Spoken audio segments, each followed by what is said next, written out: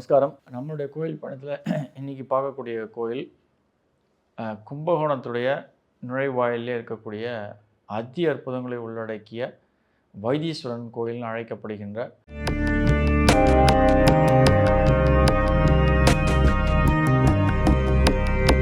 ரகசிய உண்மை நேயர்கள் அனைவருக்கும் என்னுடைய அன்பான வணக்கங்கள், வாழ்த்துக்கள். அடியார்கள் வாழ, ரங்கன் நகர் வாழ, ஸ்ரகோப்பந்தன் தமிழ் நூல் வாழ, கடல் சூழ்ந்த மண்ணுலகம் வாழ, மணவாள மாமுனியே இன்னும் ஒரு நூற்றாண்டு. புல்லிருக்கு வேலூர், இந்த ஊருடைய பேரே பண்டைய காலத்தில் புல்லிருக்கு வேலூர் அப்படின்னா ஜடாயுவுக்கு மோட்சம் கொடுத்த ஒரு இடம். ராமரும் லக்ஷ்மணும் இங்கே தான் ஜடாயுக்கு ஈம காரியங்கள் பண்ணதாக கூறப்படுகிறது. இவர் பேரே வைத்தீஸ்வரன் இருக்கு. ஒரு வைத்தியம் பண்ணக்கூடிய ஈஸ்வரனா? ஆமாம். ஏன் இப்போது நம்ம வைத்தீஸ்வரன் கோயில் அப்படின்னு சொல்லிட்டாலே நமக்கு முதல்ல ஞாபகம் வர்றது இந்த நாடி ஜோதிடம் தான். அந்த கோயிலை சுற்றியே நீங்கள் பார்த்தீங்க அப்படின்னா கோபுரத்திலேருந்து அந்த ரோடு முழுக்க நாடி ஜோதிடர்கள் நிறைய உண்டு. இதற்கு அப்பாற்பட்டு இந்த கோயிலுடைய புராணம் வரலாறு அப்படின்னு நம்ம பார்த்தோம் அப்படின்னா, ஈஸ்வரன் கோயில் ஜெனரலாக பார்த்தீங்க அப்படின்னா ஒரு 90-95% தமிழ்நாட்டில் சவுத் இந்தியாவில் இருக்கக்கூடிய கோயில்கள் எல்லாருமே ஒரு 98% பார்த்தீங்க அப்படின்னா எல்லாமே கிழக்கு நோக்கி காட்சியளிக்கக்கூடிய ஒரு கோயில். ஆனால் இந்த வைத்தீஸ்வரன் கோயில் ஈஸ்வரன் மேற்கு நோக்கி நமக்கு சேவை சாதிப்பார். இதில் என்ன விசேஷம் அப்படின்னா, வாஸ்துதிக்கலாக நம்ம சொல்லணும் அப்படின்னா,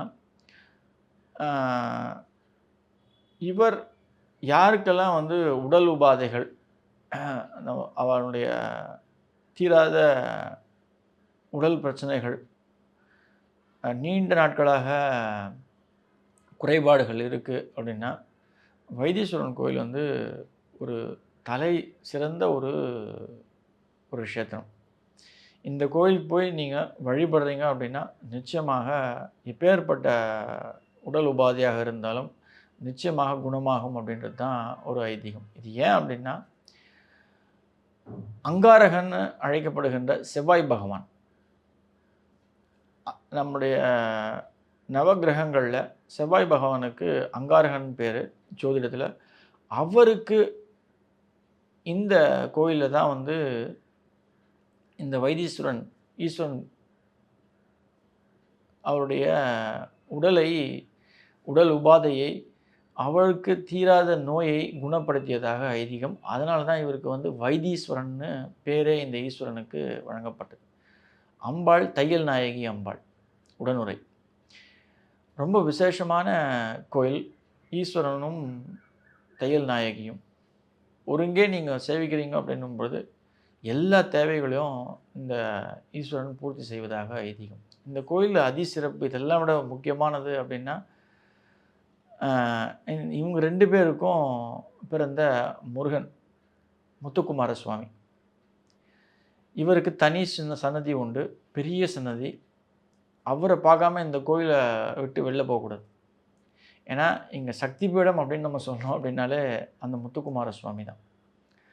அந்த முருகனை நீங்கள் வழிபட்டு இந்த கோயிலில் பிரதர்ஷனம் பண்ணி சேர்றீங்க அப்படின்னும்போது நீங்கள் எதிர்பார்க்குற விஷயம் நிச்சயமாக நடந்துடும். அவ்வளவு சக்தி பெற்றவர் இங்கே இருக்கின்ற முருகன். வைத்தீஸ்வரனுக்கும் தையல் நாயகிக்கும் பிறந்த முருகப்பெருமான். இந்த கோயிலில் ஜென்ரலாக ஜோதிடத்தில் சொல்லக்கூடிய ஒரு விஷயம் என்ன அப்படின்னா, செவ்வாய் தோஷம் இருக்குது அப்படின்னா இந்த கோயில் தான் எல்லாருமே ரெக்கமெண்ட் பண்ணக்கூடிய ஒரு கோயில். ஆனால் அதற்கெல்லாம் அப்பாற்பட்டு செவ்வாய் ஆல் ஏற்படுகின்ற ருண ரோக பிரச்சனைகள் எந்த வகையிலும் எப்பேற்பட்டதாகவும் எவ்வளவு வீரியமாக இருந்தாலும் இந்த கோயில் ஈஸ்வரன் நிச்சயமாக அதை குணப்படுத்துவார் அப்படின்றது உண்மை. நீங்கள் இந்த கோயில் ஈஸ்வரனை சேவிக்கிறதுக்கு முன்னாடி அந்த கோயிலில் இருக்கக்கூடிய புஷ்கரணி அங்கே போய் முடிஞ்சால் குளிச்சுட்டு, இல்லை தண்ணி காலை நினச்சிட்டு அந்த தண்ணியை தலையில் நினச்சிட்டிங்க போகிறீங்க அப்படின்னும் பொழுது நிச்சயமாக உங்களுக்கு பெரிய மாற்றம் ஏற்படும். உடல் ரீதியாக உபாதைகள் இருந்தால் முடிஞ்சால் அந்த புஷ்கரணியில் இருக்க படிக்கட்டில் எவ்வளோ நேரம் முடிந்தால் ஒரு அரை மணி நேரமோ 1 மணி நேரமோ நீங்கள் அமர்ந்து பின் ஈஸ்வரனையும் தையல் நாயகியும் நீங்கள் சேவிக்கிறீங்க அப்படின்னும்போது அது ஒரு பெரிய ஒரு ருணரோக நிவாரணியாக கருதப்படுகிறது. அவ்வளோ சக்தி வாய்ந்த ஒரு கோயில். முதல்ல நான் ஏற்கனவே சொன்ன மாதிரி மேற்கு பார்த்த ஈஸ்வரன். ரொம்ப அரிய கோயில். கும்பகோணத்திலேயே இது ஒன்று தான் மேற்கு பார்த்த ஒரு கோயில். சக்தி வாய்ந்த சக்தி பீடம்.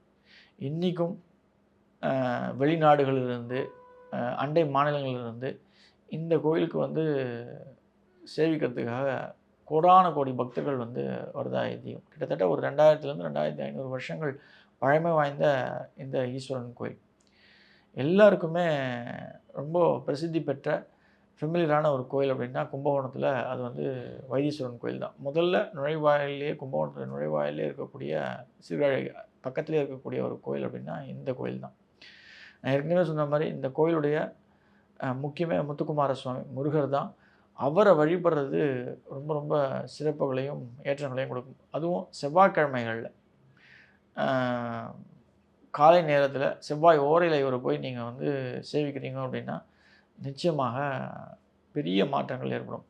இது வந்து இதில் இன்னும் தனி சிறப்பு அப்படின்னா இந்த கோயிலில் நவகிரகங்கள் எல்லாரும் நேர்கோட்டில் இந்த கோயிலில் அமைக்கப்பட்டிருக்கும்.